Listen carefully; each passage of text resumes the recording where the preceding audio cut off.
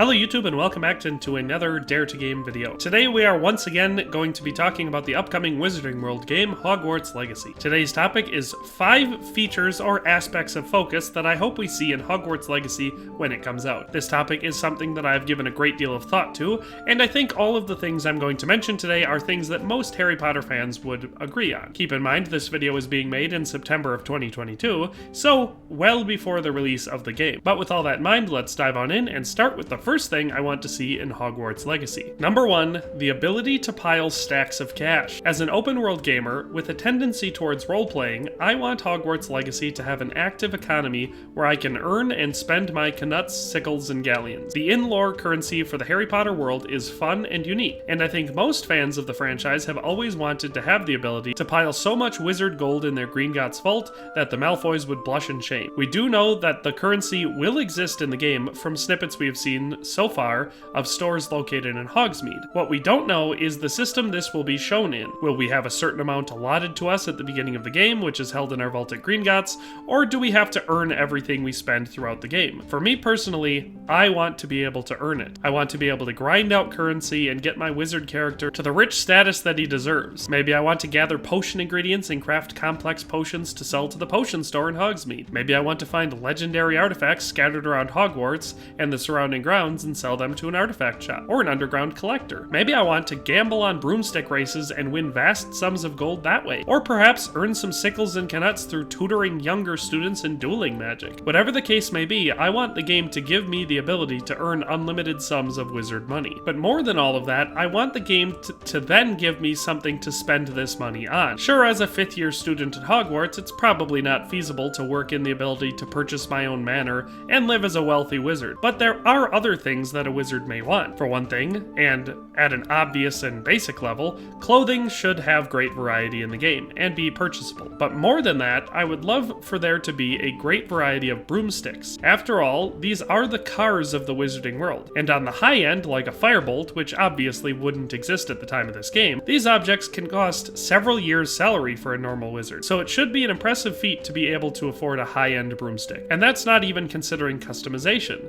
And speaking of customization, we know that wand customization exists in Harry Potter. Sure, most of the witches and wizards we see in the movies have unique wands that they bought at Ollivander's and have remained the same, but there are wizards like Lucius Malfoy who has an ornate snake head at the base of his wand, which he keeps concealed in a walking stick. I think it would be a cool feature to allow wand customization in this manner in the game. Basically, I just want to avoid a system where we have a set amount of money and it's only usable for basic school supplies and consumable potions. That's a lame model that misses the huge opportunities that large open world games have in this regard. Number 2, the ability to decorate my dorm. So this one isn't very complex, and in the grand scheme of things, it's probably a pretty minor thing, but I want the ability to be able to decorate our dorm room, or at least our corner of it. We have seen the common rooms, which I've broken down and shown on this channel, and if you want to see that, I'll have a playlist linked in the description which includes that video, but we haven't seen the dorms. We do not know what shape they will take. They might be like the books in the movies and be large rooms with a number of beds where all the students for your year in that house live. Or they may be small rooms, possibly even private rooms. We don't know as we haven't seen them.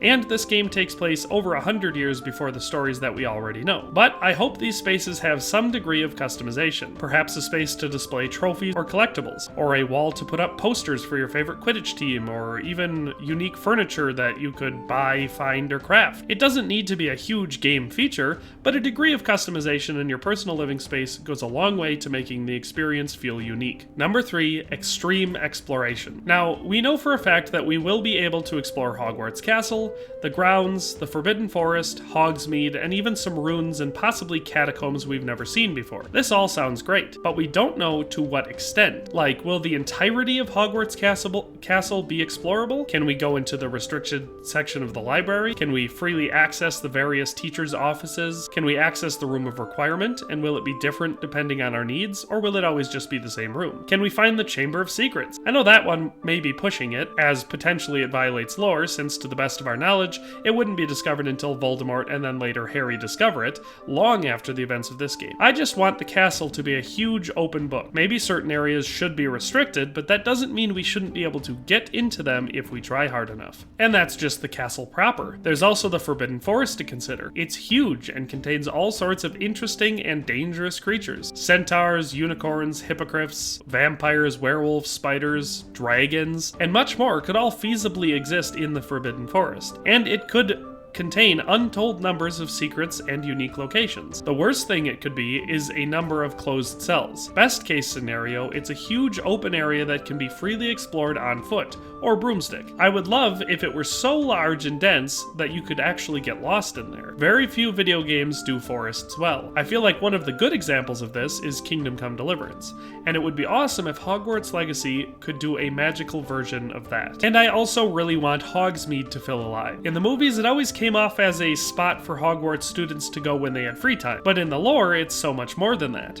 For one thing, I think it's the only magic-only settlement in all of Great Britain, so it should be alive and vibrant with magic.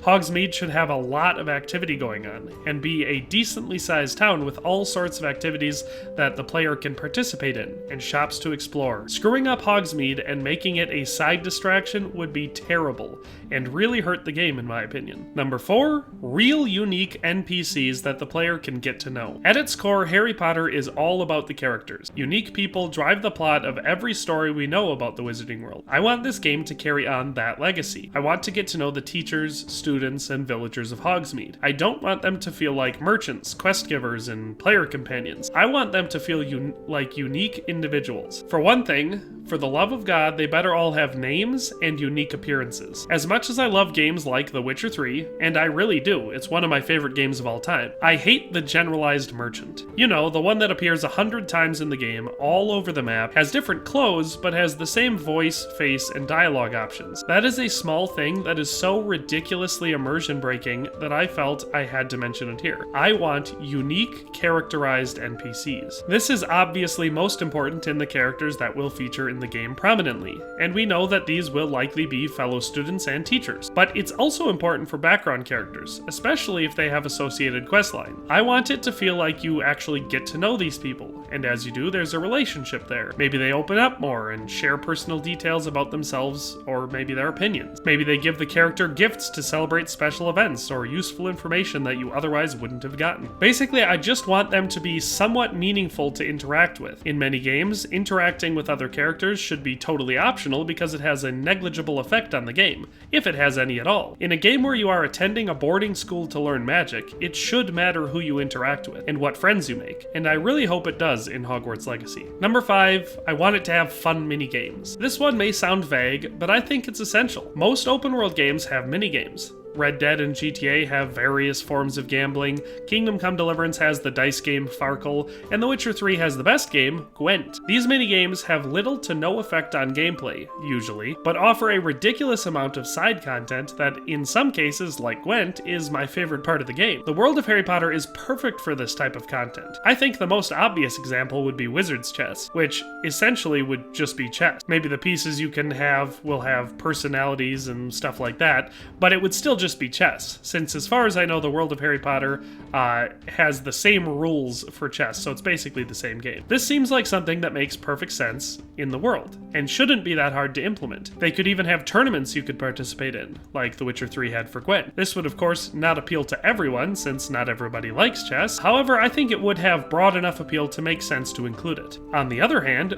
we do have another minigame that I think would be even better. We all know that there is a candy called Chocolate Frogs, and each one comes with a collectible card that features a famous witch or wizard. I was not able to find information anywhere that said when these things became a thing in the wizarding world, so maybe they existed in 1890. And as many people are aware, oftentimes collectible cards like Pokemon cards are based around a competitive game that can be played with them. So we already have a built-in canon competitive card game that could be played with these cards, similar to Gwent in The Witcher 3. This would also allow the developers to give out interesting information about all sorts of legendary or even new witches and wizards that they want to include in their game. I think a Gwent-style card game played with the Chocolate Frog cards that you could find, buy, trade, or collect throughout the game would be an awesome minigame that would be a great addition to the game. But that's it for my list of 5 things I'm hoping for in Hogwarts Legacy when it comes out. Obviously, I understand that it's not like these things could be added between now and then, so this is mostly just a personal wish list I have and hoping that these things are in there. But I would also like to hear yours. So if you have something you want to see in the game or a specific method that you want to see something to be done in, why don't you share your thoughts in the comments section below. But in any case, thanks for watching and have a nice day, and I'll see you next time. Thanks for watching another Dare to Game video. If you liked this video, please leave a like and a comment. If you haven't already, be sure to subscribe to the channel. If you like my content and would like to support this channel, consider becoming a member today for as little as $1.99 a month. It makes a huge difference. But in any case, thanks for watching and have a nice day. I'll see you next time.